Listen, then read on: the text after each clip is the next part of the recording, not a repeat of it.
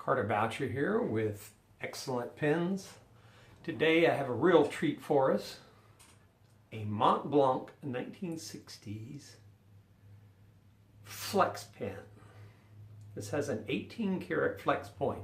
Now until I got this pen I always thought flex points were 14. That's what all my vintage pens with flex points had.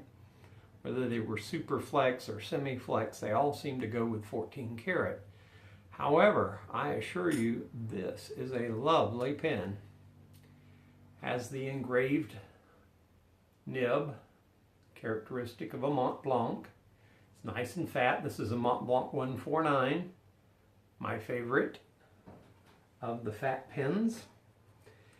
And I usually use fat pens because I have a little bit of nerve damage from a car wreck where I broke my neck. Now, I'm going to go through my usual assortments of paper. This particular pen is loaded with Pelican Sapphire ink right now. I do plan later today on this video to refill it with a Noodler's black ink, which is my favorite for drawing with this pen. The Pelican blue, sapphire blue, however, is a lovely color. I am using the typical Rhodia pen pad, and I'm going to stop and turn the camera down.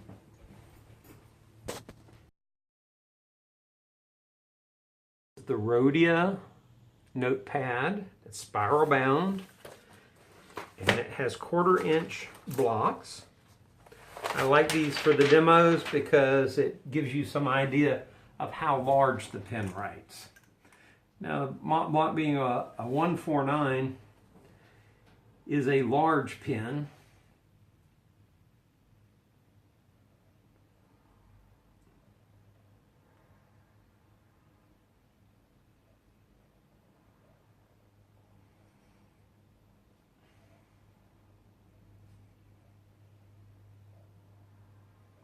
Now this particular pen, although it has excellent flexibility, is not what we would call a wet noodle. It takes a little bit of pressure to get this pen to bend. However, being sort of ham-fisted with extra large hands, that's not a problem for me. It does flourish well.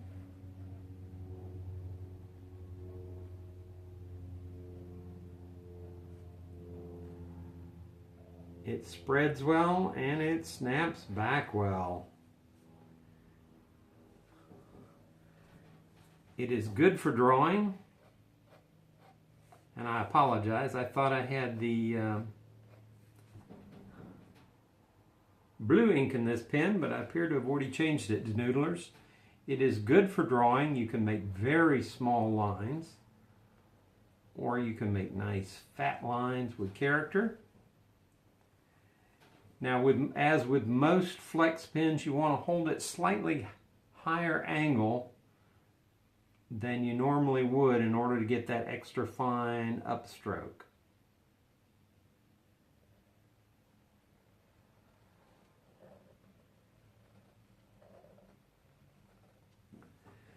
Just a lovely all-around pen.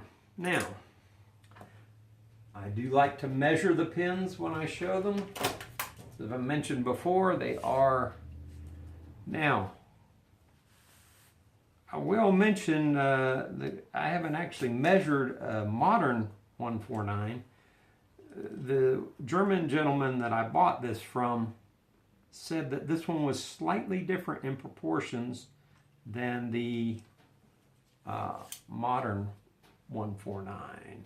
All right, I am currently zeroing this out. You have to zero out a caliper before you use it. I've zeroed it out. I'm going to take the capped measurement and I'm coming out at 5.8 inches. 5.8 inches.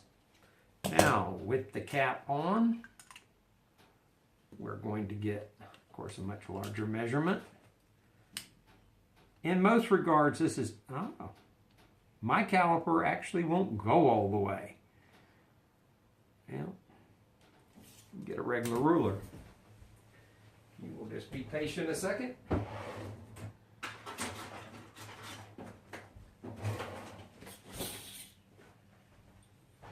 we go. And coming out at 6.5 inches. 6.5 inches.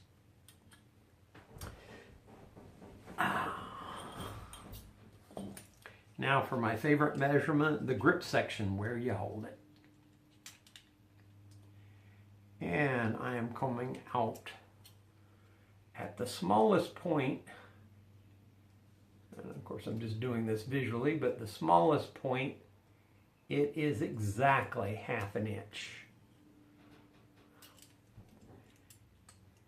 Couldn't seem to get my hand turned around so you could see that. Okay, I of course do not want to drop this pen. That is exactly 1/2 inch. And a little further back on the barrel, depending on where you hold it, I'm coming out at 0.51 inches. One of the measurements they often give is the inside cap measurement. Let's do that. So I am,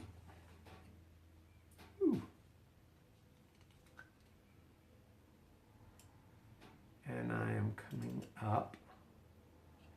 And why is that not working?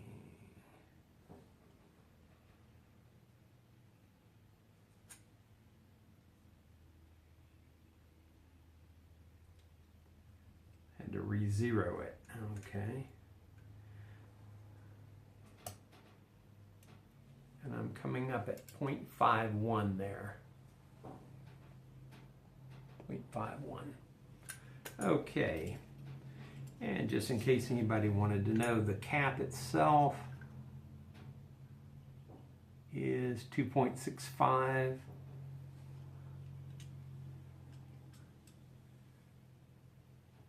2.65 inches.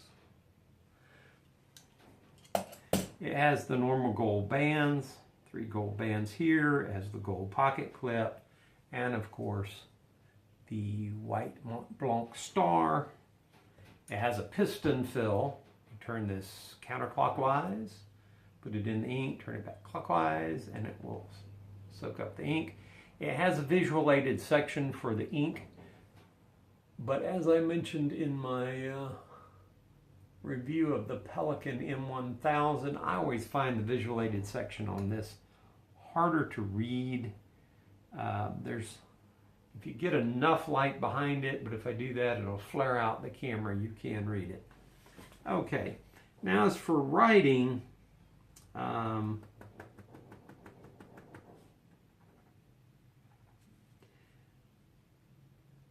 for just regular writing,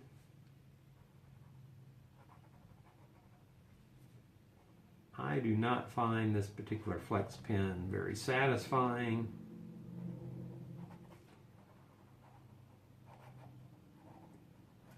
However, I will say it's one of my favorite pens to sketch with. All right, now we will be trying this, and I will demonstrate how you fill. Now, the fact that this looks like a Schaefer bottle, it is a Schaefer bottle, but I do have it filled with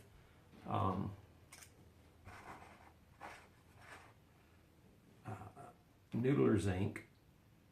I love these because of the little shelf they have in them.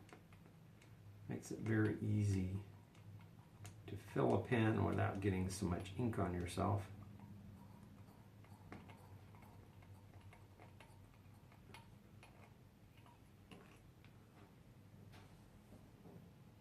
All right, now,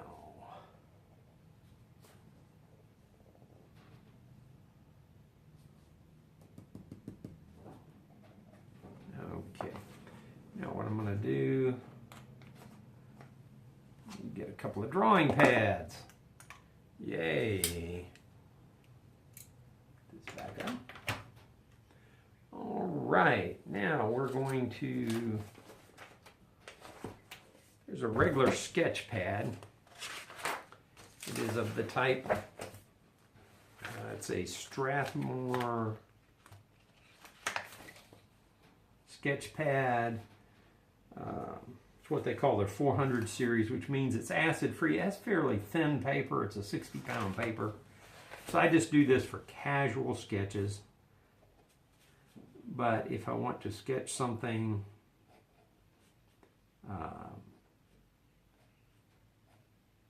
it makes for a fairly nice permanent paper that is fairly cheap.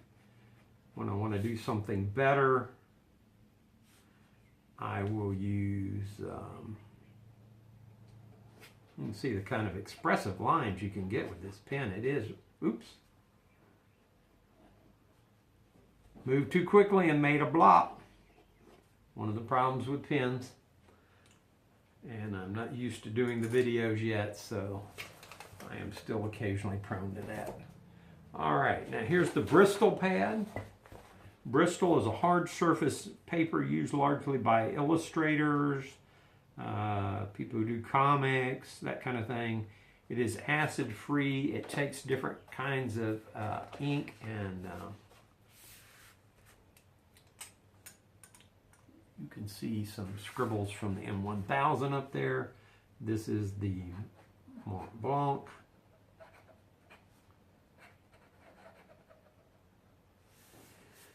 And it just makes, Bristol takes a line very well. It's very crisp, very smooth, and the ink tends not to sink in.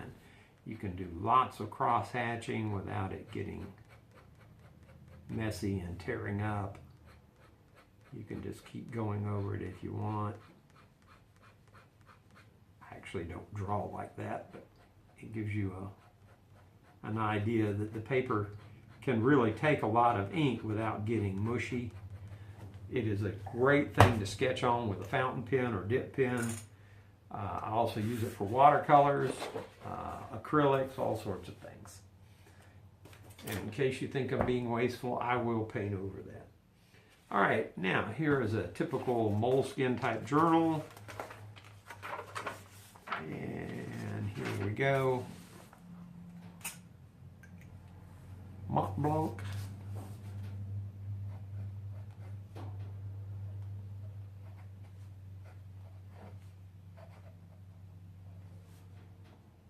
$149 vintage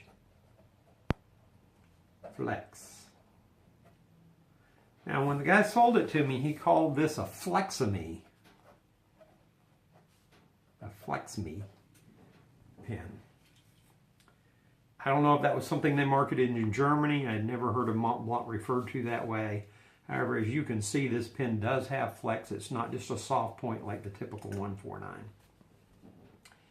And I was interested to find out that they were made in the 1960s, as many of the pen companies had quit making their flex points by then. I was told recently by a Mont Blanc dealer that you could still special order flex points from Mont Blanc. I have not tried that yet. Anyway, if I were taking notes,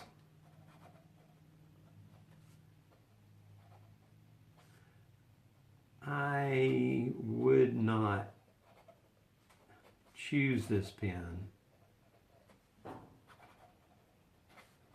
If I had my M1000 with me or one of my vintage Parkers, I'd probably use those, because for notes they're just a little faster.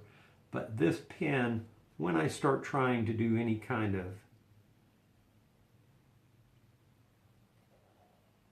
flex lettering, and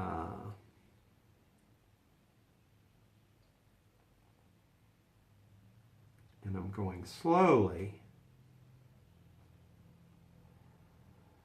I would say that it does a super job, and it's probably, as witness the fact I forgot to put the R on super, capable of much better than I'm capable of. Now, this pen does write a little drier than the M1000 that I just reviewed. Because of that, when I'm writing on notepads, this is, again, as in my previous review, this is a pad I bought at Staples. It is a Docket Gold, top brand Docket Gold. It is a fairly smooth ledger. This one is spiral bound. You can get them regular bound. And it comes with a title place and a date and prepared by box. So this would be prepared by Carter. Today's date, 4/10. Started in the middle. And this is the Mont Blanc 149 vintage Flexeme. All right. If you're taking notes, this pen tends to run dry if you write at speed. It also is a little bit scratchier than my M1000, but that's because it has such a fine point for doing the curly Q Spencerian type script.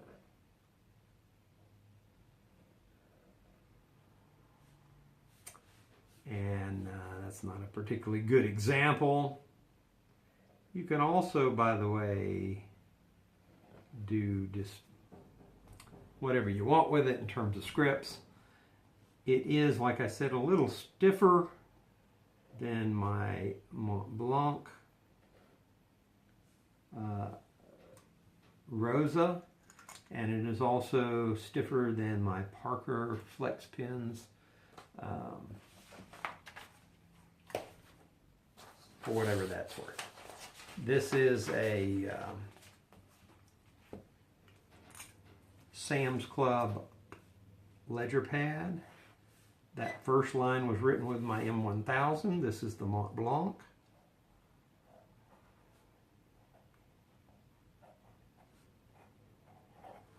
Now, by the way, it takes good notes if you're writing slowly. So if you're just jotting down main points, it's fine. You could carry the one pen if you wanted. The M149, the Mont Blanc 149 holds a lot of ink, and that way, just like the M1000, it is very good. Okay, that's my review of the Mont Blanc M149 Flexeme Vintage 1960 pen. If you have any questions, feel free to ask them. I prefer you ask them at my website, but you can ask them on YouTube. I'll try and get to that too. I will keep a copy of the review on my website. You can check it out there or on YouTube.